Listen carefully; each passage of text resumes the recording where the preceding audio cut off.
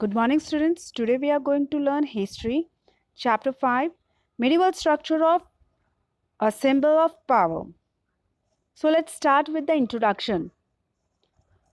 Ruler of medieval India built a variety of structures, some were religion in nature, such as temple and mosque, others such as fort, tombs, gardens, palace, tanks, and wells were secular structure. Many structural wonders of this period reflect elements of synthesis. Architectural design of this period were marked by an intermingling of Western and Central Asian style. Now, in this paragraph, they have mentioned that the ruler have built two types of structure. One is religious in nature and another one is architect or we can say secular in nature. Now, these architects design were in two types. They are Western design as well as Central Asian style. Nagra style. Nagra, or northern style of temple architecture developed in the 15th century, it is characterized by the following feature. The image of the main deity is placed in the Garbhagriha. It has beehive shaped tower called Shikara. The temple contains several mandapas. The Gopuram or gateways at the entrance of the temple is very modest. Beautiful temples specially dedicated to Lord Shiva or Vishnu were built during this time. Among the famous temples of the period are the Khajuraho temple in Madhya Pradesh, the Sun temple or the Black Pagoda at Konark, the Jagannath temple at Puri, the Lingaraj temple at Bhubaneswar and Dilwara Jain temple at Mount Abu. The raw material available in different regions and royal patronage shaped the evolution of construction technique, carving, and the stylish development of temple. For instance, Pallavas, Chandelas, and Solankis evolved their own unique style of temples. Dravida style. Dravida, a southern style of temples architecture, developed in the 7th century.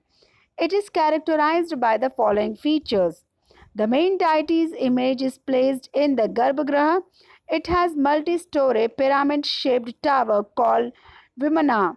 Softy and intricate gopuram or gateways act as an entrance. It has pillared assembly hall or mandapas.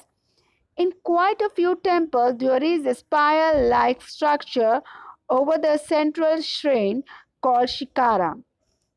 Among the ruling dynasty of South India, Cholas and Pallavas in particular were great patrons of art and architectures.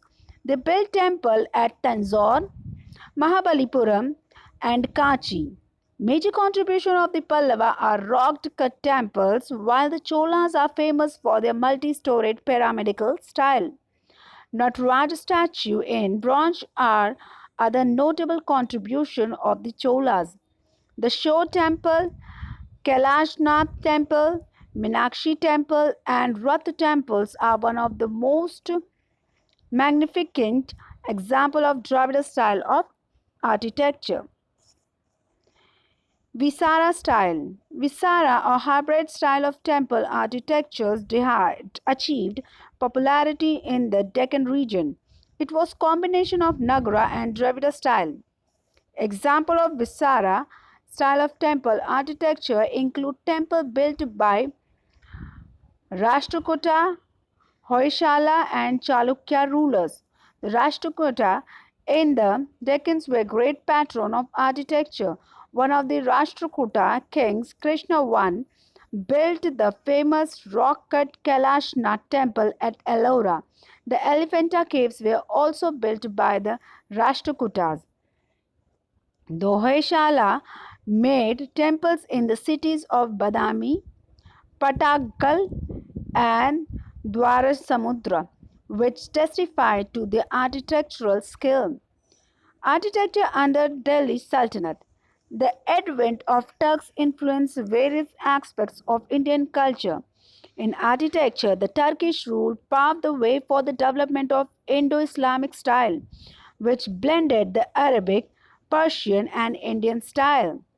Extensive use of domes, arcs, and minarets on the side, use of calligraphy in decorating building, use of geometrical and floral design besides some Indian motif like the lotus and the bells, complete absence of human and animal for in the building, use of red and yellow sandstone along with marble to add color to building.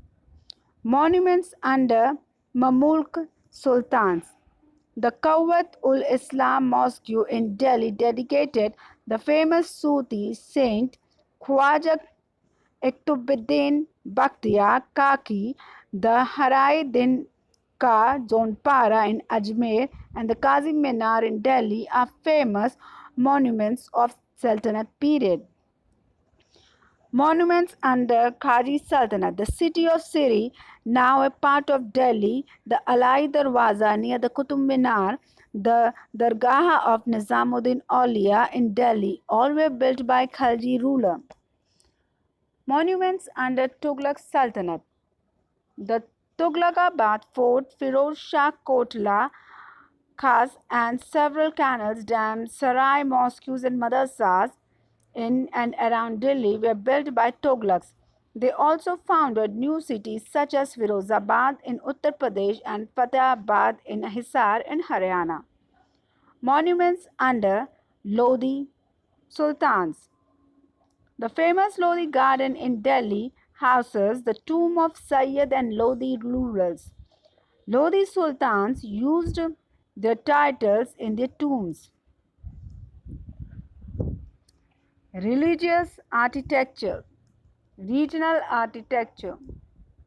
Numerous regional kingdoms including Vijayanagara, Bahami, Marwa, Gujarat, Jaunpur, Bengal emerged in the 15th century. Sarki ruler of Jaunpur are famous for Atala Mosque. The ruler of Mandu built the famous Jami Masjid, Hindola Mahal and Shahaz Mahal. Ruler of Gujarat built the Jami Masjid and Babi Achyut Kuki Mosque at Ahmedabad. Sisodia of Mewa built the Kirti Stambh at Chittor. The Rathor of Mewa founded the city of Jodhpur and built the famous fort of Meghra there. The Bahmani king built the Gol Gumbad at Bijapur, the Jama Masjid at Gulbarg, and many madrasas. Mughal architectures. Akbar. The first great Mughal monument was the Mausoleum of Humayun, built during the reign of Akbar. A Persian architect, Miraq Mirza Gayas, designed the tomb. Like other Mughal monuments, it reflects the combined tradition of Central Asia, Persia, and India. Other examples of monuments built by him are as follows. Fortress Palace in Agra involved use of red sandstone with white marble and ornate surface. The city of Fatehpur Sikri, built in 1571, made extensive use of low arch and bulbous dome. The Buland Darwaza at Fatehpur Sikri was built by Akbar to commemorate his victory over Gujarat. At Fatehpur Sikri, special mention must be made of the Panch Mahal, Birbal's house, and Jodhabai's palace. The Diwan-e Khas and the Daftara Khana are also important structure. In the religious category, the tomb of Sheikh Salim Chishti and the Grand Jama Masjid are important. Jahangir. Jahangir laid the famous Shalimar Garden in Jammu Kashmir and completed the tomb of Akbar at Sikandra. Jahangir made a shift from the use of sandstone to marble. He also started the use of Petra Dura, a practice in which semi precious stones were inlaid in marble slab. During Jahangir's reign, his queen Noor Jahan built the tomb of Itmad ud Dawla. She was also responsible for the construction of Jahangir's tomb at Shahadara near Lahore. It is very colorful because of the use of inlaid marble glazed title and paintings. Aurangzeb. During the reign of Aurangzeb, architects underwent a certain decline as he was not an enthusiastic patron of architecture. He built two mosques, the Moti Masjid within the Red Fort in Delhi and Badshahi Mosque at Lahore. He also built a tomb for his queen Rubia ul Ruani at Aurangabad called Bibi Ka Maqbara. It is an imitation of the Taj Mahal but less impressive. Because of Aurangzeb's policy, many artists migrated to regional kingdoms. That was one of the reasons why many regional schools flourished. Architectures as power. Architecture was an emblem of power. The power, position, and wealth of rulers found reflection in the fort, palace, tombs built by them. Monuments were also constructed to commemorate the victory of a ruler. The commissioned temples and mosques to express their devotion to God and to earn the goodwill of religious leaders who would inspire common people to follow the rulers. Kings also ordered tanks, wells, roads to be built to ensure the welfare of the people. In many cases, grand structures were built in the hope that the memory of the greatness of rulers would remain in the hearts of the later generation. That's all for today.